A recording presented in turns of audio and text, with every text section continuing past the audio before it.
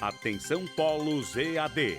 Após o top de 5 segundos, mais educação, ciência e tecnologia no ar.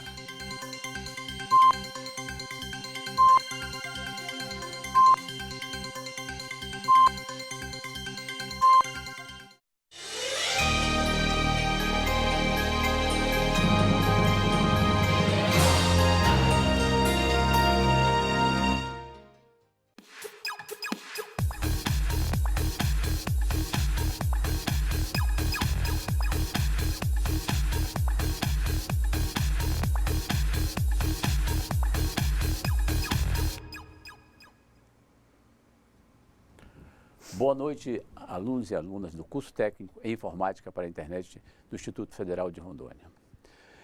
Boa noite também aos nossos tutores do interior do estado e da capital. Hoje é a nossa 6ª teleaula da disciplina Rede de Computadores. Eu sou o professor JB e comigo está o professor Alisson, que eu passo a palavra para os cumprimentos iniciais. Boa noite a você aí nos polos, boa noite a você tutor, estudante, a todos, toda essa família que nós somos aqui da EAD do IFRO. Hoje nós estamos na nossa 6ª teleaula, nossa última teleaula, mas a gente vai fazer uma revisão dos conteúdos que estavam trabalhados ao longo da disciplina. E assim, eu gostaria de desejar a vocês uma ótima aula, que todos nós possamos interagir muito aqui pelo chat do AVA, e qualquer dúvida que vocês tiverem, podem encaminhar para mim, que eu encaminho para o professor JB. Muito bem, então nessa teleaula nós vamos fazer uma revisão geral, como falou o professor Alisson, certo? Então vamos à apresentação dela. Bom, essa é a nossa teleaula número 6, ok? Onde nós temos como professor formador João Batista Pinto Neto, eu, professor JB, e professor assistente, professor Alisson Dione Gomes. Nosso conteúdo será uma revisão dos principais tópicos, tá certo? Nós vamos revisar históricos da comunicação, das comunicações, meios de transmissão, topologias de rede, modelo OSI, modelo TCP/IP, endereços de rede, ativos de rede, redes locais e acesso remoto. Bom, o nosso objetivo nessa teleaula, após essa 6ª teleaula, você vai então ter revisado o nosso conteúdo, ok?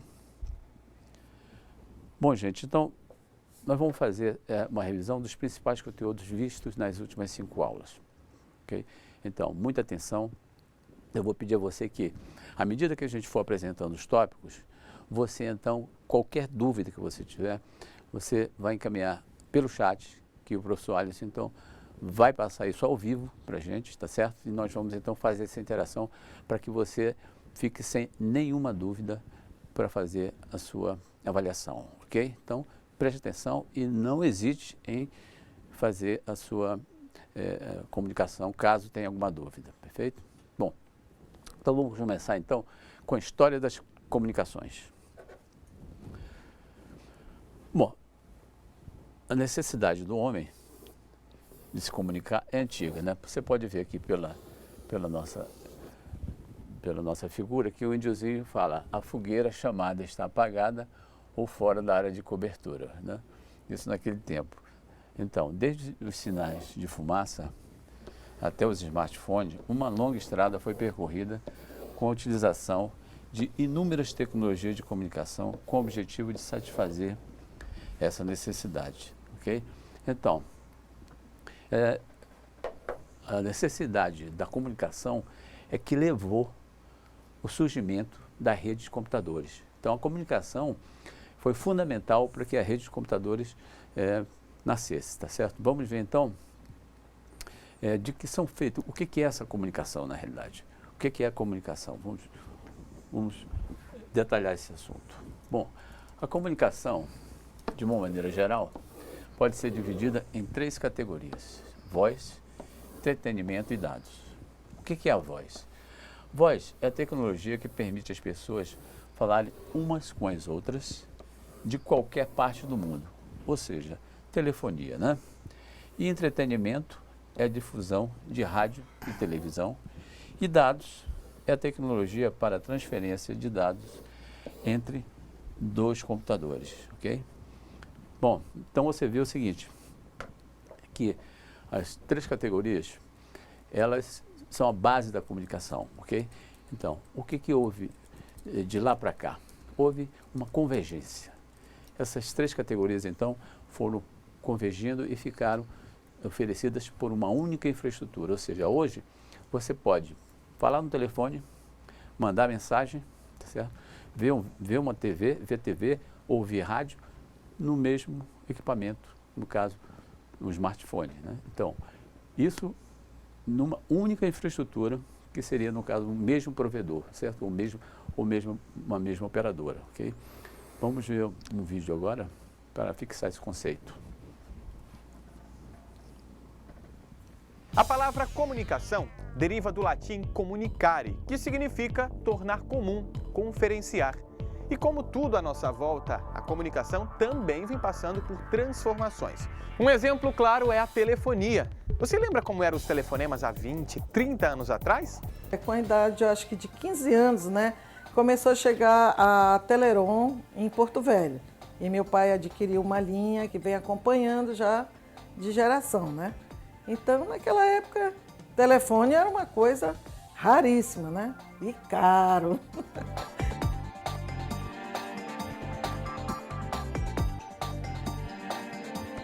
Para fazer uma ligação, né? Você tinha que pedir para telefonista e esperar, né? Aí tinha vezes que passava o dia e você não conseguia falar, né? E para interurbanos, então, meu Deus, era um Deus nos acuda, né? Tínhamos que ir para a cabine, aquele negócio todo, esperar, tua vez também, né? E quando a ligação caía, podia esquecer. Olha, eu tive o prazer, né, de começar a participar da entrada do, vamos dizer, do celular na invasão tecnológica, né? Foi em Fortaleza, quando eu ganhei meu primeiro Motorola, aquele tijolão que a gente tinha, que andava com 2 baterias. Eu tinha até o carregador que você tinha que colocar elas, né, para carregar 12 horas para você conseguir uma ligação de uma duração de 6 horas. Então aquilo era o máximo, a gente andava pendurado na cintura, aquele negócio enorme, quase o tamanho da sua coxa. Tive o prazer de ter aquelas fichas para ligar com o namorado antigamente. Você comprava um monte de ficha para ligar, a época do cartão. E foi indo, tendo os outros tipos de telefone, os StarTech. Então ia acompanhando sempre a evolução tecnológica, né? Até que hoje eu utilizo bastante meu telefone para o meio de trabalho, caixas de e-mail, resolução. Então assim, eu hoje não vivo sem celular.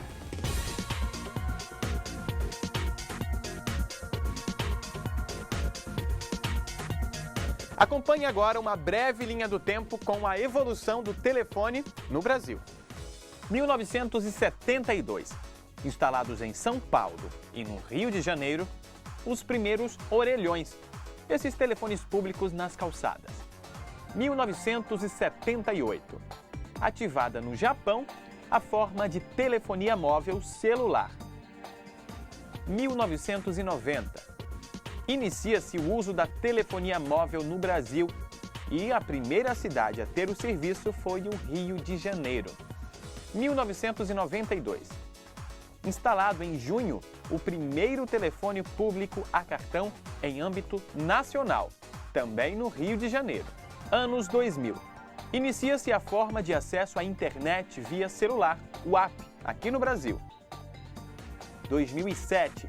Lançado nos Estados Unidos o iPhone, da Apple, uma referência em smartphones em todo o mundo. 2009.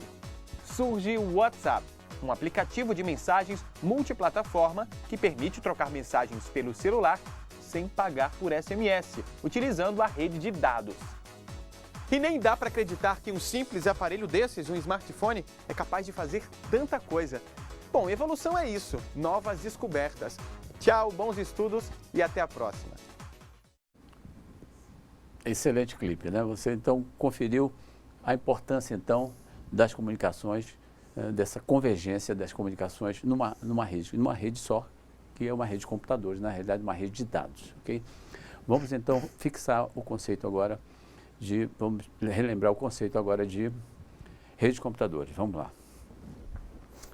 Uma rede de computadores, segundo Oliver, é um conjunto de computadores e dispositivos de conexão interligados, executando protocolos e aplicativos para compartilhar informações através da transferência de dados usando um meio de transmissão. Professor Alisson, você poderia comentar esse conceito de Oliver? Posso. Bem, gente, é uma rede. Todos nós aqui, quando estamos utilizando o AVA, aqui o chat do AVA, quando nós estamos, inclusive, fazendo essa teleaula, nós estamos utilizando uma rede. Então, por exemplo, nós estamos aqui, eu e o professor JB, transmitindo essa informação aqui para vocês, e essa informação chega até vocês por meio de toda essa infraestrutura de roteadores, de switches, enfim, uma série de dispositivos, uma série de equipamentos que são utilizados exatamente para garantir que essa informação chegue aí até você, que está aí assistindo a aula. Então, nós estamos aqui nós estamos geralmente nos dedos, né, nas extremidades de cada das redes em que nós estamos. E nós conseguimos nos comunicar porque essas extremidades, elas entram em contato por meio de todo aquele sistema nervoso que nós já pudemos compreender um pouquinho ao longo da disciplina, e vai chegando as informações, tanto as que nós enviamos para vocês, quanto as que vocês enviam para nós aqui pelo chat. Então, essas redes, na prática, a gente está vivendo elas, né? Certamente vocês ou estão usando um cabinho azul para conectar, ou vocês estão utilizando uma rede wireless. Da mesma forma, nós estamos utilizando aqui no computador que eu estou usando, esse rapazinho aqui, eu estou utilizando uma conexão wireless para poder estabelecer contato com vocês a partir do AVA. Então, é basicamente esse o conceito de rede de computadores. Não é nada muito abstrato, muito longe da nossa realidade. Nós estamos vivendo ela a todo momento. Muito bom, professor. Obrigado. Obrigado. Vamos lá, gente. Então, olha só, vamos conhecer os componentes de uma rede de computadores, ok? Bom, os elementos de uma rede de computadores são o transmissor, que é um computador ou um dispositivo que envia os dados. Você lembra disso, né? O receptor, que é um computador ou dispositivo que recebe os dados, ok? O meio de transmissão, que é o meio físico por meio do qual os dados são transmitidos, como o cobre, o vidro, o ar ou o rádio. Okay? Os dispositivos de conexão são equipamentos intermediários que estabelecem as rotas dos dados na rede. Você lembra deles, né? Switches, roteadores, hubs. E os protocolos, finalmente, são os programas que estabelecem regras para os dispositivos de conexão, transmissores e receptores, realizarem transferência de dados com eficiência e segurança. Muito bem, então você viu que esses componentes, esses elementos formam, então, são obrigatórios de uma rede de computador, tá certo? Porque nós temos quem manda, quem recebe, o meio de campo, que são os dispositivos de rede, né? E os protocolos, ok? Vamos ver, então, uma enquete sobre rede de computadores para fixar esse conceito, lembra? Você já ouviu falar em rede de computadores, não é? Muito bem, mas você saberia dizer o que exatamente isso significa? Acompanhe agora o que as pessoas pensam sobre o assunto. São troca de informações de computadores, algo similares com a internet. Não sei não. Não sei. Não sei o que é. Creio que rede de computadores seja um meio de comunicação, né? Vários computadores interligados. Acho que mais ou menos seja isso aí. Em resumo, uma rede de computadores é um sistema de comunicação de dados, formado através da interligação de computadores e outros dispositivos. Isso tudo para trocar informações e partilhar recursos. Simples, não é? Tchau, bons estudos e até a próxima. Bom, você sabe o que é uma rede de computadores, né? Você aprendeu aqui, então você sabe do conceito de uma rede de computadores. Muito bem, então vamos revisar o básico da rede de computadores, que é como se dá essa transferência dos dados, certo? Como a informação que está de um lado chega do outro. Lembra disso? Vamos lá. Para falar dos meios de transmissão, né, nós vamos então falar do modelo básico, né? Ou seja, para caracterizar os meios de transmissão, vamos estudar o modelo básico de comunicação, ok? Muito bem, imagina o seguinte, você tem uma mensagem, que é uma informação que está fora do computador, ok? Então você manda essa mensagem então é digitada, escaneada, enfim, ela entra no computador e é armazenada nele. Nesse momento, a informação que existia fora, ela vira um dado, ok? É um dado, ou seja, na forma binária, 0 e 1. Então, o ETD, que seria, quem é o ETD? É o equipamento terminal de dados, certo? Vai mandar a mensagem para outro equipamento terminal de dados remoto. Ele, então, necessita mandar essa mensagem para um equipamento comunicador. Quem é esse equipamento comunicador? No caso, pode ser um modem, né? Um codificador, decodificador. Então, ele manda isso em binário, tá certo? O nosso equipamento de comunicação, então, faz a transformação do binário em sinal. Para quê? Para que ele possa vencer o meio de transmissão. Então, um sinal aqui, gente, pode ser um sinal de luz, um sinal elétrico, um sinal de rádio, ok? Chegou do outro lado do sinal, ele é recuperado, ele recupera o dado, né, o sinal, o dado é recuperado através desse sinal e vai para o ETD, ou seja, o SCD remoto manda então o dado para o ETD, que então mostra a mensagem. Então, esse modelo, gente, pode ser usado em qualquer tipo de rede, tá certo? Qualquer tipo de rede se enquadra nesse modelo. Então, você pode ver que aí você tem a diferença entre informação e dado, certo? Informação que tem fora do computador. Quando eu coloco dentro, acabou a informação, virou um dado. E depois você tem a transformação do dado em sinal, certo? Para que isso? Para que eu possa mandar para outro computador. Não tem como eu mandar uma mensagem, né, sem usar um meio de comunicação, um meio de transmissão, né, ou um meio de comunicação. Então, vamos ver os meios que nós estudamos, vamos revisar esses meios. Nós vimos então 4 meios de comunicação: cobre, vidro, ondas eletromagnéticas e o ar. Então, no cobre nós temos o par trançado e o cabo coaxial. No vidro nós temos os cabos de fibra ótica multimodo, usado em redes de pequena distância, redes locais e redes de campos, e os cabos de fibra ótica monomodo, usados em redes de longa distância ou cabos submarinos, ok? E as ondas eletromagnéticas, nós temos então os enlaces de dados, ok? Os enlaces de rádio, desculpa, e os enlaces de micro-ondas. E no ar nós temos os enlaces de infravermelho, que você usa todo dia na sua casa, né? Ali na sua TV. E os enlaces a laser, que é uma novidade para enlace metropolitano. Muito bem. Então, gente, tem uma coisa importante nesses meios de transmissão. Nós vimos 4, certo? Então, nesses 4, nós temos nós podemos fazer uma seleção, uma caracterização ou uma divisão desses meios, tá certo? Nós podemos classificar esses meios. Classificar de que modo? Em meios guiados e não guiados. Você lembra disso? O que são os meios guiados?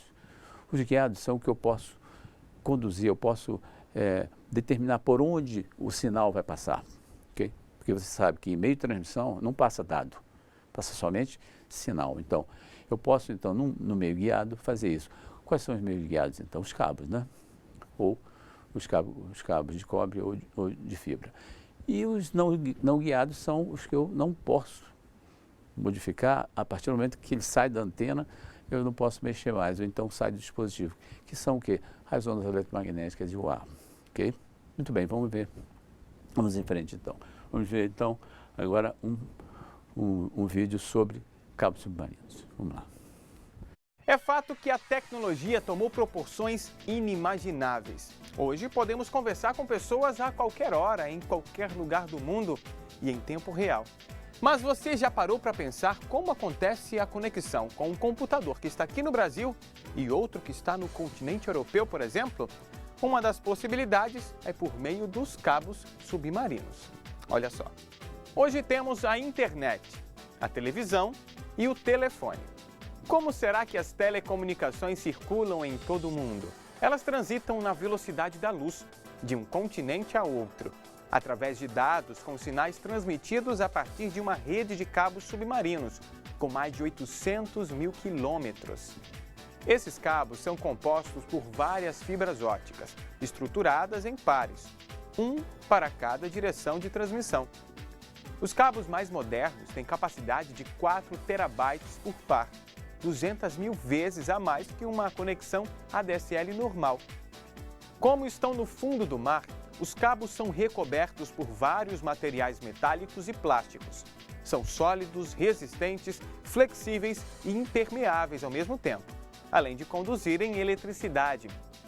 A corrente elétrica é vital para que os transmissores dispostos a cada 100 km retransmitam o sinal, que fica mais fraco com a distância.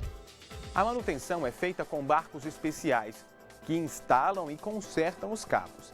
Após um estudo detalhado do solo marinho, uma rota é traçada e os cabos, construídos em terra, são instalados no fundo do mar.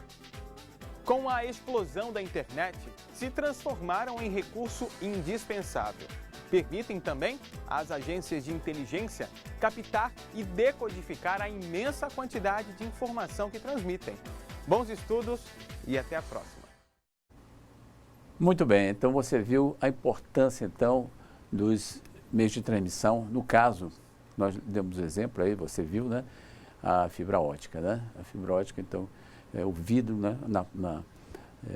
Nos cabos de fibra ótica que levam informação, levam dados entre continentes, tá certo? Uma distância fantástica. Bom, vamos ver agora, gente, subir um pouco mais. Nós vimos uma parte de conexão, agora vamos ver como os computadores são conectados, são ligados, estão conectados numa rede. Vamos lá.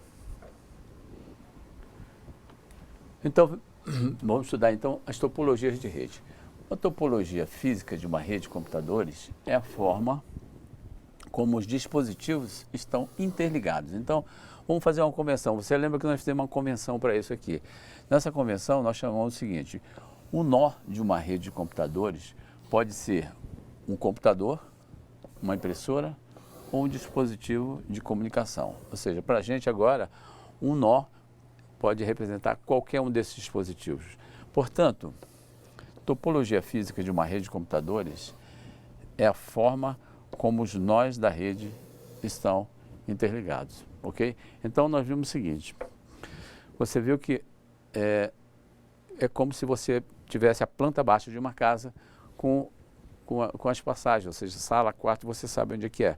A topologia é mais ou menos isso. Você então determina, olhando, você pode desenhar como os computadores estão ligados, tá certo? Nós estudamos 3 topologias, as 3 topologias mais importantes. Quais foram? Lembra? Não lembra? Vou refrescar sua cuca, hein? Barramento, certo? Estrela, ok? E anel. Muito bem.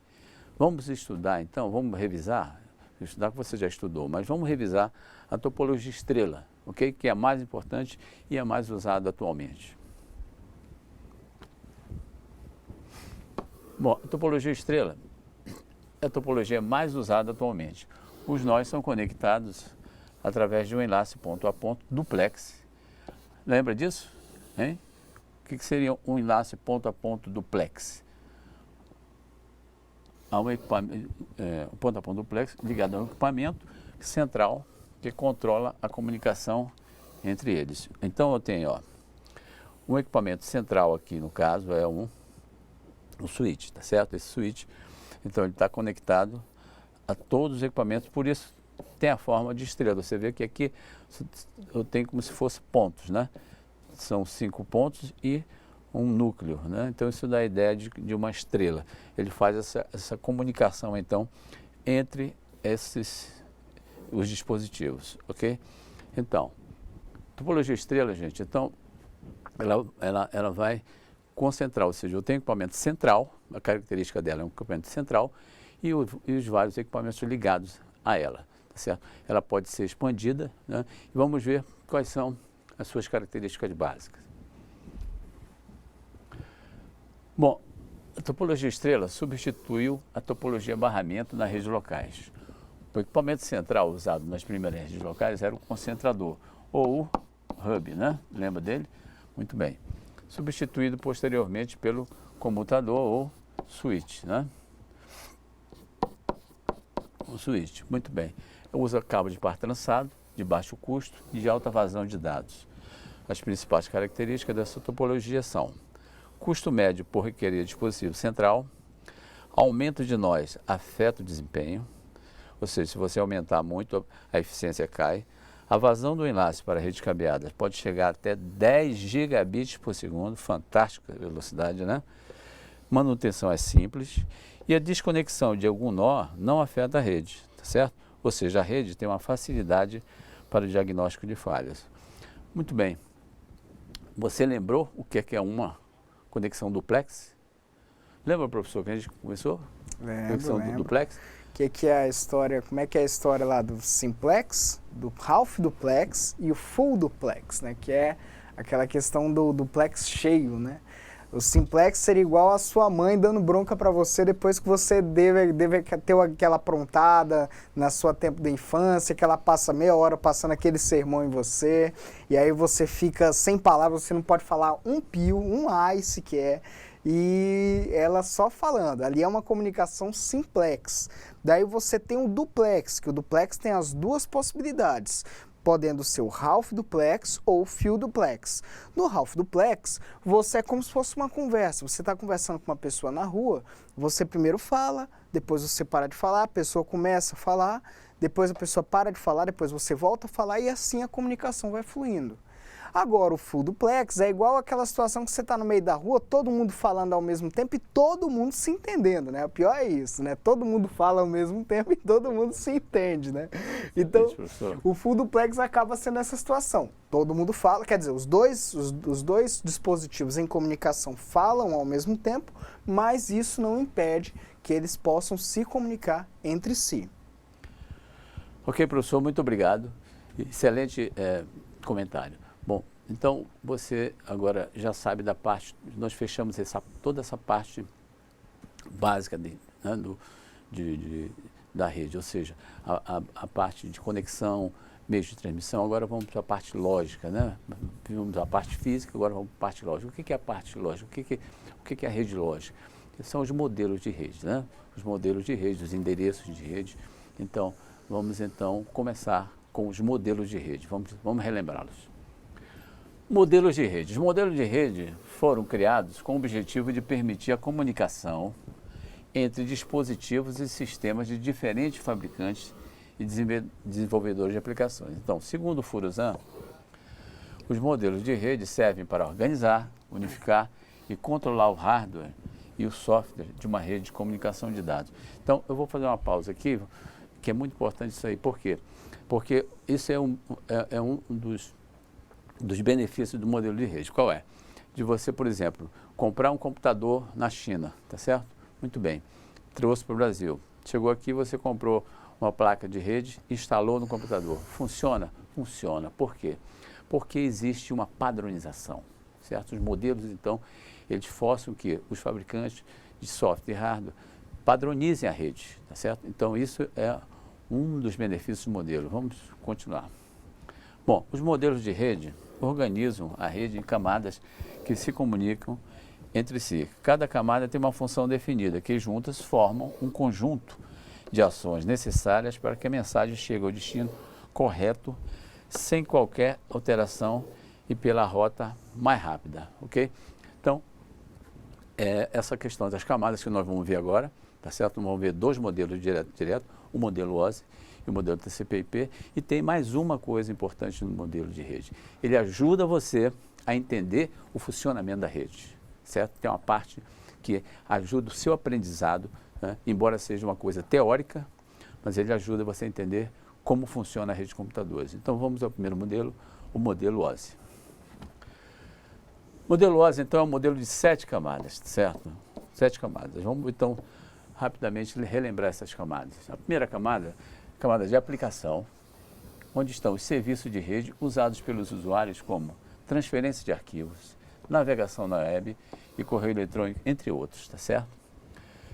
Na camada de apresentação, a camada de apresentação, então, é responsável pelo tratamento dos dados da mensagem como compactação, né, e a criptografia, que nós vamos ver mais para frente em VPN. Criptografia dos dados para aumentar a segurança. Na camada de sessão, nós temos a camada responsável por estabelecer a comunicação entre as aplicações de rede, autenticando as sessões. Aqui nós temos a questão do usuário, né? Login, senha, dessa camada. A camada de transporte é a camada que define os pacotes chamados, se os pacotes aqui chamados de segmentos serão transportados com ou sem garantia de entrega. Isso é muito importante, você lembra, né? E a camada de rede, ela é responsável pela interconexão de redes de diferentes topologias. Essa camada determina a rota dos pacotes, que aqui nós chamamos de datagramas na rede, ok? A camada de enlace, ela recebe o datagrama da camada de rede, encapsula em um outro pacote, chamado de quadro, e o despacha para a camada física. Então, esse é a função da camada de enlace. E, finalmente, a camada física é responsável pelo envio e recepção dos sinais, tá certo? Aqui eu não tenho dado.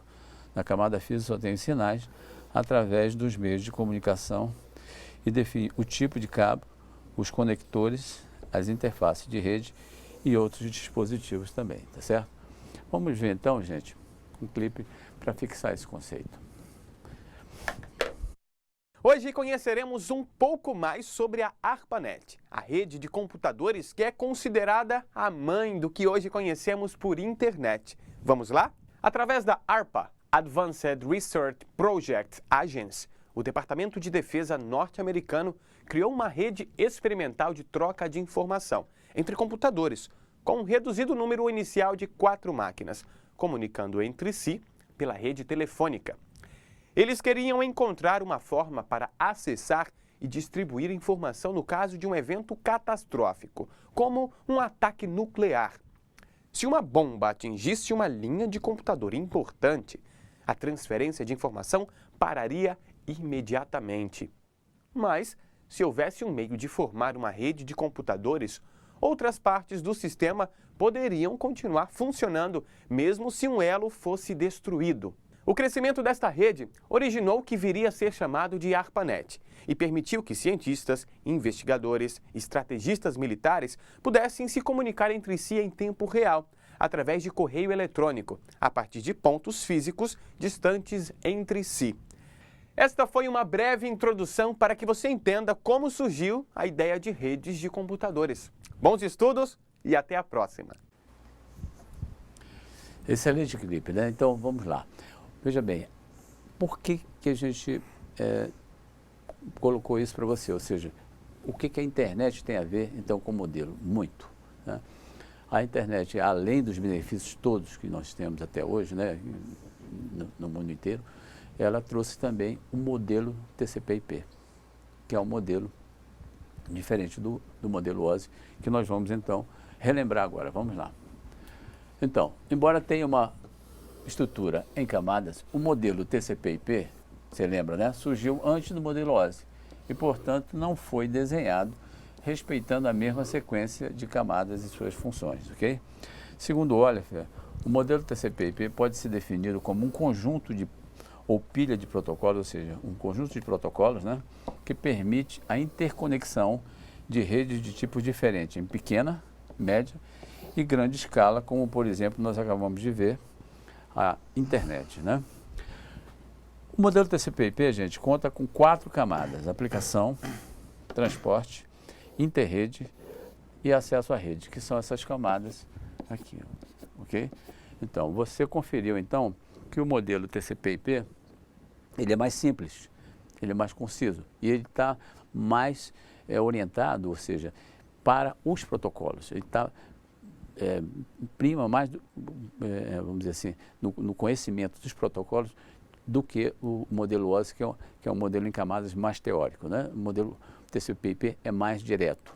Então, vamos fazer uma comparação das camadas entre os dois modelos para que você relembre esse conceito. Vamos lá.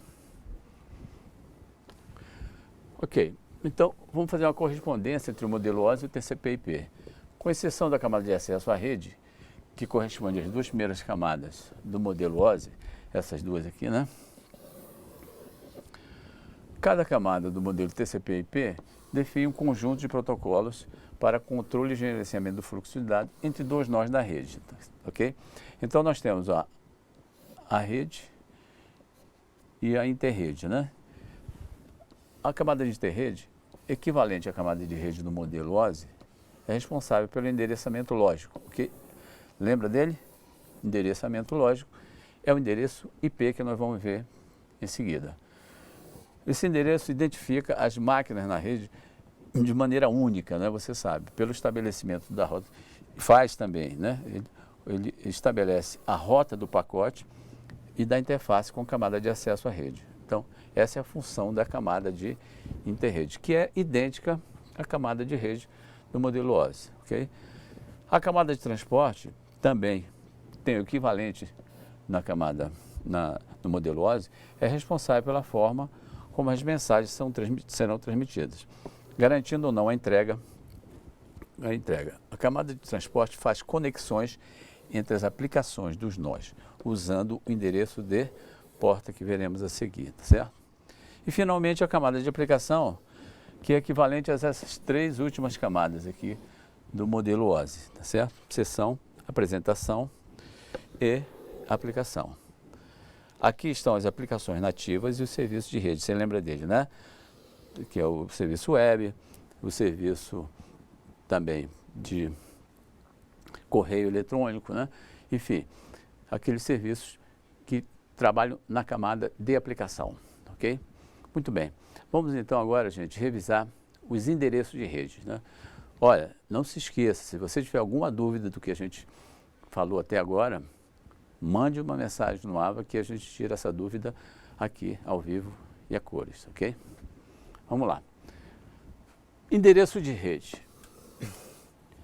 Vamos ver quais são. Nós temos 4 tipos de endereço de rede que são equivalentes, ou seja, estão relacionados com as camadas de aplicação, transporte, interrede e acesso à rede do protocolo do modelo TCP/IP. Então, vamos então ao endereço simbólico. O que é o endereço simbólico? Por exemplo, o endereço simbólico pode ser um nome de domínio do tipo www.ifro.edu.br, que é o nome, né, de um computador, de um nó na rede, no caso da internet.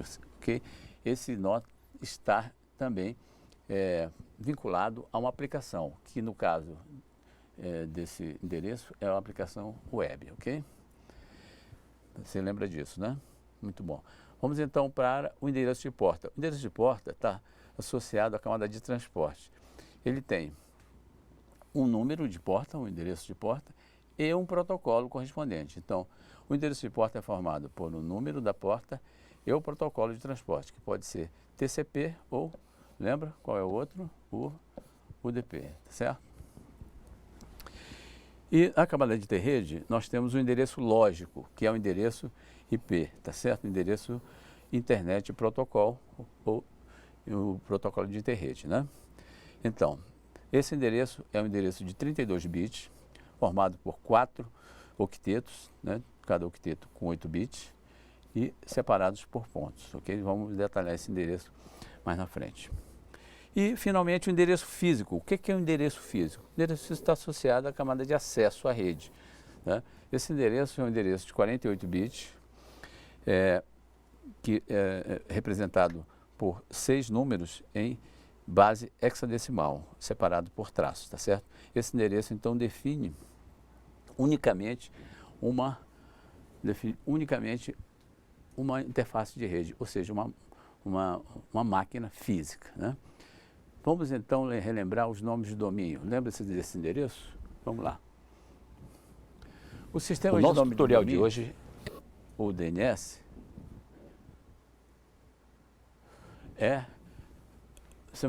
o DNS é um serviço distribuído na internet que mantém tabelas para resolver nomes de domínio para endereço lógico, ou seja, endereço IP, tá certo? Lembra disso?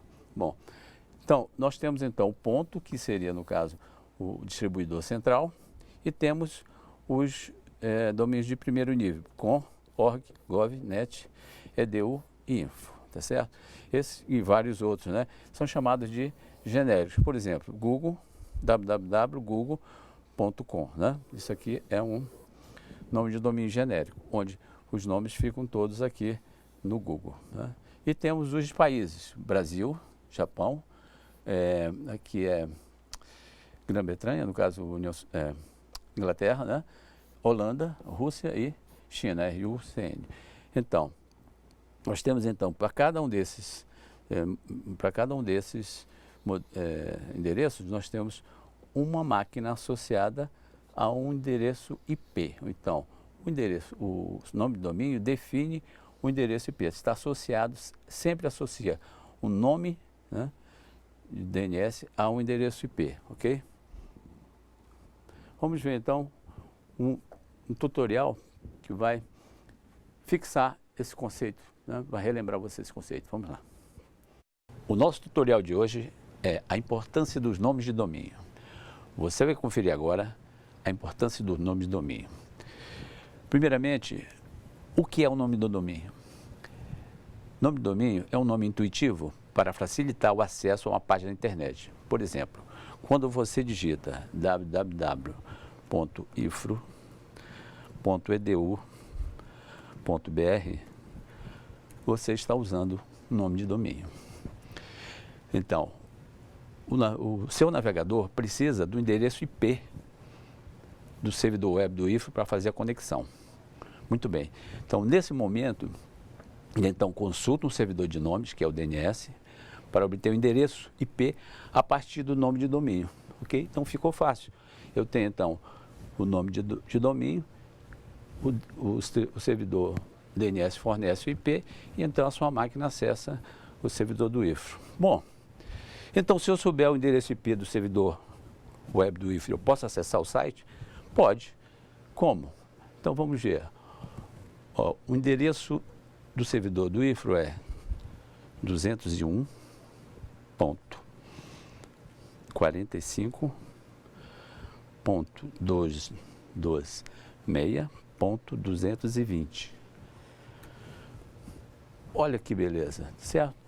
Você conseguiu acessar a mesma página, vamos ver aqui, ó, a mesma página com o endereço de domínio, ou seja, com o nome de domínio e com o endereço IP, ok? Então, isso mostra que o endereço IP é realmente o que você necessita para poder acessar o servidor. Ora, então, os nomes de domínio servem, então, para quê? É um modo mais prático, certo? Você não vai ficar decorando os endereços IP dos sites para que você costuma acessar. É muito mais rápido e prático você usar um nome de domínio, concorda? Muito bem. Bom, mas onde estão registrados os nomes de domínio? Bom, vamos conferir agora. Se você quiser publicar um site na internet, ou para qualquer fim ou atividade, você precisa registrar um nome de domínio. Onde é que eu faço isso? Bom, no Brasil, os nomes de domínio são registrados no registro.br. Então, vamos até lá. Você digita registro.br no seu navegador, ok? E então, entra na página do registro. E agora você vai pesquisar. Você deve ter já, previamente, o nome de domínio que você vai usar no seu site, ok? Então, eu vou colocar o nome de domínio, por exemplo, que eu quero utilizar, que é www.jb.prodprofessor.br. Eu quero saber se eu posso registrar esse domínio. Vamos pesquisar. Vamos lá. Pesquisando. Muito bem, JB.ProBR está disponível para registro. Ok, eu posso registrar então esse domínio e começar a usar ele na internet, colocando uma página, um blog, alguma coisa desse tipo, né? Mas veja bem, isso tem um custo. O custo é R$30 por um ano, ok? Se você quiser registrar, você clica nesse botão registrar aqui e começa criando uma conta. Você precisa criar uma conta no Registro BR para poder fazer o registro do seu domínio, né? E usar no seu site, por exemplo. Ok, gente? Então, você agora sabe como registrar um domínio e, após esse tutorial, você agora já está sabendo como são importantes os nomes de domínio. Muito bem. Então, muito obrigado e até o nosso próximo tutorial. Muito bem, gente. Então, vamos revisar os endereços IP, tá certo? Vamos lá. Nós vimos que o endereço IP, você lembra que nós fizemos uma comparação com a casa, né? Então, cada endereço, ele vai ter o correspondente à rede. No caso aqui, Rua A10 com o número 92681, né? Esse aqui é o número da rede, esse aqui é o número da casa. Nós vamos ver aqui mais na frente como é feito isso, da seguinte forma. Eu tenho aqui, então, uma máscara de subrede, que vai definir qual é a rede do computador. Então, olha só, nós vimos que para cada número, né, ou seja, para cada endereço IP, com uma determinada máscara, eu tenho um endereço correspondente. Então, fizemos, na época você viu que nós fizemos três exemplos, né? E você determina a máscara sabendo o seguinte, que o endereço IP, ele puro, esse número não quer dizer nada. Ele tem que vir com a máscara para mim poder determinar quem? A rede dele, ok? Muito bem. Vimos também as redes locais. As redes locais, elas funcionam, no caso aqui, com uma área de trabalho, né? Cabeamento horizontal, os armários de telecomunicação ligados por backbones, tá certo? E a sala de equipamento, que seria o núcleo da rede. Então, isso aqui é o básico de uma rede local. Vimos também uma rede sem fio, que funciona como? Através dos pontos de acesso, né? Nós temos aqui os pontos de acesso em cada andar, aqui só para móveis, aqui para móveis também desktops e aqui, no caso, somente para desktops ligados através do switch, ok? Então, o que mais que nós vimos? Nós vimos tecnologias de longa distância, que no caso, o primeiro foi o ADSL, que é o banda larga, ou seja, onde eu faço uma ligação entre um sinal de alta frequência, né, com o sinal de voz, junto os dois, depois separo, o modem vai separar, eu tenho então dados para o computador e voz para o telefone, né, ou seja, telefone. Então, esse tipo de tecnologia no caso, a banda larga. A outra tecnologia que nós vimos de banda larga é a internet a cabo, ok? Ok. Semelhante à tecnologia DSL, através de provedores de internet a cabo, ou seja, nós temos então aqui como funciona, você lembra disso, né? Como funciona então a internet a cabo. Vamos ver um vídeo então para fixar o conceito de acesso remoto. Vamos lá.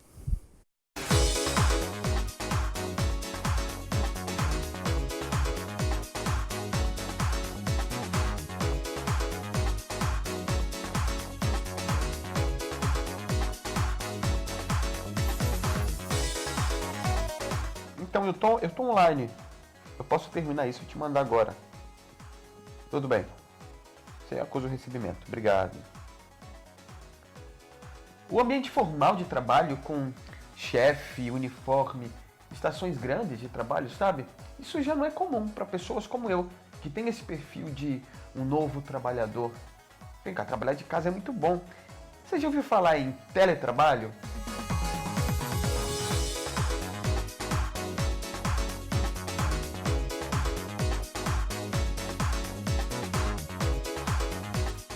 Teletrabalho, ao meu ver, é a extensão do meu trabalho, do meu local de trabalho dentro do meu lar. Teletrabalho é trabalhar pela internet, pelo telefone, um pouco distante do público, diretamente. Eu trabalho dentro da minha casa, criei uma extensão aqui dentro do meu lar, porque a empresa que eu trabalho é de Jaru, eu moro em Porto Velho, então tudo é feito através do computador, tudo é feito através da internet. Trabalho com edição de comerciais, com produção. Crio material, envio para a empresa e tudo é finalizado. Eu trabalho divulgando os meus produtos pela internet, pelo Facebook principalmente e pelo Instagram, né? As pessoas vêm, gostam daquele produto ou de alguma coisa similar. Eu quero um chapéu, eu quero uma bolsa similar a essa, você tem? Aí eu converso com as pessoas, eu envio para elas, ou elas vêm até aqui e conhecem todo o acervo e fazem as suas escolhas. A maior vantagem que eu tenho de trabalhar no meu lar é a comodidade. Eu não preciso cumprir horário, eu tenho mais liberdade, eu posso ficar muito mais à vontade, então isso sem dúvida é uma grande vantagem. Uma das vantagens de trabalhar em casa é conseguir criar os meus horários, né? Então eu defino a manhã geralmente para fazer postagem, fazer pesquisa, criar looks, né? No período da tarde eu já faço outras atividades. Ter o conforto também de estar dentro de casa, então você pode ir tomar água, fazer teu almoço, fazer teu lanche. O dia que você quiser, você pode acordar um pouco mais tarde.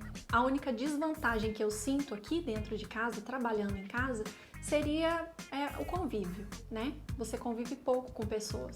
Da mesma forma que eu tenho que criar meus horários, eu tenho que ser muito disciplinada, porque não tem ninguém ali me cobrando um horário de bater um ponto, alguma coisa. Então, se eu decidir acordar mais tarde, eu preciso compensar esse tempo depois, né? Essa questão, às vezes, da preguiça. A tua cama fica muito perto de você. Então, é uma das desvantagens que eu vejo, pra mim.